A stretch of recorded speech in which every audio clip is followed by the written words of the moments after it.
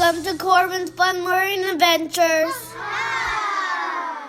Hi, I'm Corban, that's Mommy. Hi. And today we're going to be making a soap-powered boat. So, stay tuned. Now I'm going to cut this index card into the shape of a pentagon.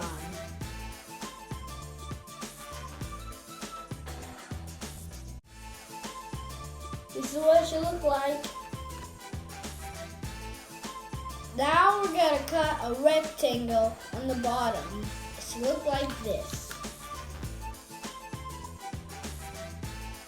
Now I'm going to put a little bit of dish soap in this container.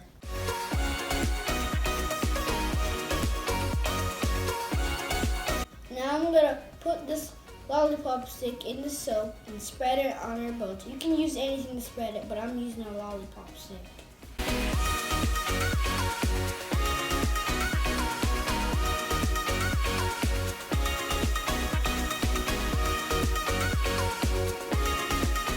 Now let's take it to the bathtub.